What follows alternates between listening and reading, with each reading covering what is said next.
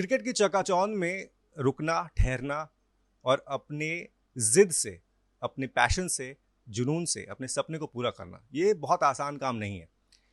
लेकिन हर शाम एक खिलाड़ी चमक रहा है, अपनी रोशनी से सभी को आकर्षित कर रहा है, दिखा रहा है कि मेरे अंदर में वो जज्बा है, मुझे नीली जर्सी मिलनी चाहिए। उस खिलाड़ी का नाम है मयंक यादव। मेरे साथ उनकी मम्मी इस वक्त मौजूद हैं। और परिवार का सपोर्ट एक ऐसा सपोर्ट होता है कि वो आपको नीचे से उठा के ऊपर तक पहुंचा देता है। तो इस जर्नी में माँ बाप का कितना सपोर्ट रहा वो हम जानेंगे, और ये भी जानेंगे कि कैसे ये फैमिली मयंक को तराश रही है। Ma'am, thank you so much हमसे बातचीत करने के लिए। फर्स्ट ऑफ ऑल तो मैं यही जानना चाहूँगा कि कब मयंक ने शुरू किया, आप लोगों को कैसे पता चला? क्योंकि बहुत, मुझे जहाँ तक पता है कि 6-7 साल की उम्र में शुरू किया, तो कैसे आइडेंटिफाई किया कि ये इतना शानदार क्रिकेटर बन सकता है? सर इसके पापा ही शुरू से इसको लेके जाते थे एकेडमी। तो वही हम लोगों को आके बताते थे कि ना मयंक बहुत अच्छा करता है बॉलिंग के लिए। तो 7-8 साल का हमने उसको डाला था, लेकिन 13-14 साल की एज में हम इसके पापा को बिल्कुल ये लग गया था कि मयंक हमारा क्रिकेट ही खेलेगा और कुछ नहीं कर सकता, और इसको इसी उसमें जाना चाहिए। तो अच्छा, अब शुरुआत तो हो गई, पापा जी ने ले गए, उन्होंने बैट भी दे दिया, कोचिंग से भी, कोच से मिला दिया। लेकिन वो होता है ना कि बच्चे को संभाल के रखना, उसके जो उसका जो सपना है उसको अपना सपना समझना, ये आप लोगों के लिए कितना बड़ा जो है मुश्किल काम रहा, और किस तरीके से आपने उसको आगे लेके गए?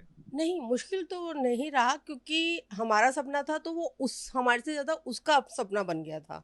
तो इसलिए मुश्किल तो कोई नहीं आई हमें कि हमें हमें उसको फ़ोर्स करना पड़ा या नहीं, हमें कुछ नहीं करना पड़ा। उसका खुद ही जुनून इतना ज़्यादा हो गया था कि हम लोगों को कभी उसको ऐसा पीछे से पुश नहीं करना पड़ा कि नहीं तुझे यही खेलना है, यही खेलना है, यही खेलना है, ऐसा नहीं था। उसका खुद ही ये चीज़ जुनून बन गई थी।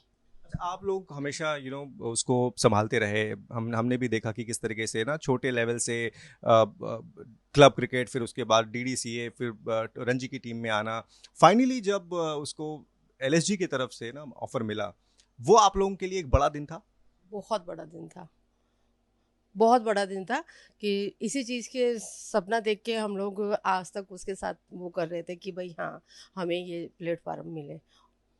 तो अच्छा, पिछला सीजन भाई को चोट लग गई हाँ, थी, वो खेल नहीं पाए, हाँ जी। तो आप लोगों की भी धड़कनें बढ़ गई होंगी कि यार कब मेरा बच्चा इंजरी फ्री हो, कब वो मैच रेडी हो। अच्छा, अब जब डेब्यू हुआ और कमाल का डेब्यू हुआ, तो ये परिवार के लिए कैसा था? क्या क्या आप लोग क्या किए उस वक्त?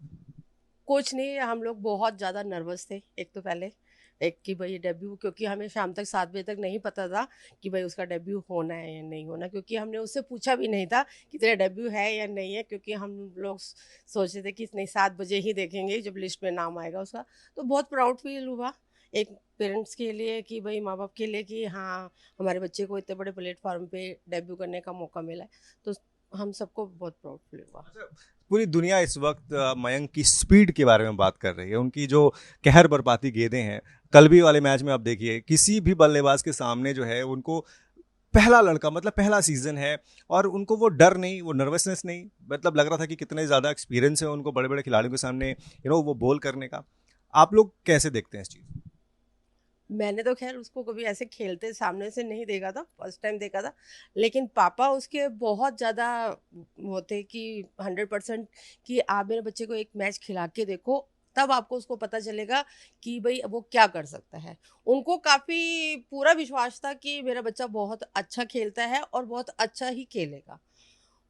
इसके पापा को बहुत ज़्यादा उसके ऊपर विश्वास था कि आप बस हमारे बच्चे को एक मैच देख के देखो, फिर आपको पता चलेगा। क्योंकि वो जब से उन्होंने एकेडमी में डाला था वो देखते आ रहे थे उसको। तो वो हम घर में भी आके यही बात करते थे कि ना तुम लोग जब दिन उस दिन उसकी बॉल देखोगे ना, तब तुम्हें पता चलेगा कि मयंक क्या है। सही बात है, और अब सबको पता चल रहा है कि मयंक क्या है, क्योंकि जिस रफ्तार से वो गेंदबाजी कर रहे हैं वो आसान काम नहीं है। मुझे अगर सही से याद है तो शायद शोएब अख्तर की जो फास्टेस्ट गेंद थी वो 161 पॉइंट समथिंग थी, और भाई ऑलरेडी उससे थोड़ा सा ही पीछे है।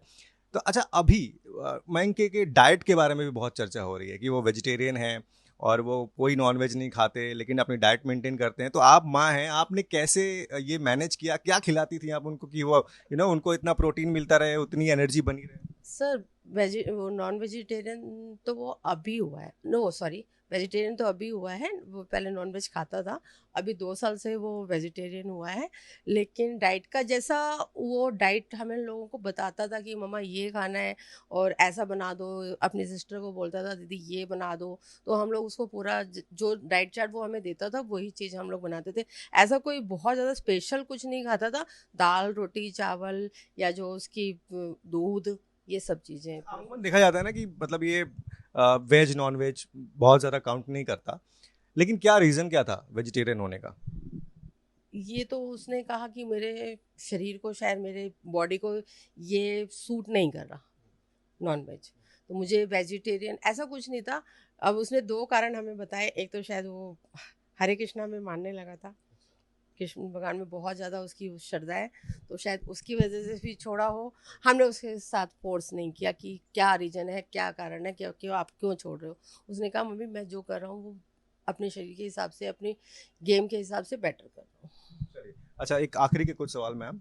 एक चीज़ ये कि माँ-बाप बहुत बार ना अपने बच्चों के सपनों को पूरा करने के लिए अपने मन की जो चीज़ें होती हैं ना उसको मार देते हैं।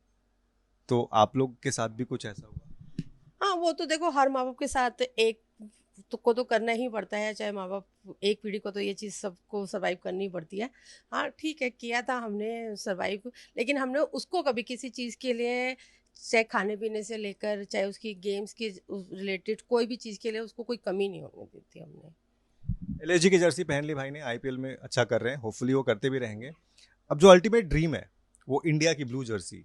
तो एक माँ के लिए आप कितनी कॉन्फिडेंट हैं कि वो, क्योंकि अभी वर्ल्ड कप भी है और टी20 फॉर्मेट में मतलब सूट भी करते हैं, तो मन में है? मन में 100% है कि वो अपनी कंट्री के लिए अच्छा सा डेब्यू करे और अच्छा करे अपनी कंट्री के लिए। और मेरे से ज़्यादा उसके पापा को 100%, ये तो अब बोल रहे हैं लोग कि उसको इंडिया में जाना चाहिए, वो हमें पिछले 2 साल से बोल रहे हैं कि अगर उसको इंजरी ना हुई होती तो शायद वो इस वर्ल्ड कप में भी होता। चलिए, तो ये एक माँ की उम्मीदें हैं और सही बात भी है कि क्योंकि जिस तरह की गेंदबाजी फिलहाल मयंक कर रहे हैं उससे तो यही लग रहा है कि वो कैलिबर है, वो क्षमता है मयंक के अंदर में। माँ की उम्मीदें हैं कि शायद इस बार उनको मौका मिल जाए और हम भी यही उम्मीद करते हैं कि ऐसे खिलाड़ी जिनको भारतीय टीम में आने की ज़रूरत है वो ज़रूर भारतीय टीम में आए। सेलेक्टर्स आई एम श्योर नज़र रखे होंगे मयंक के ऊपर में।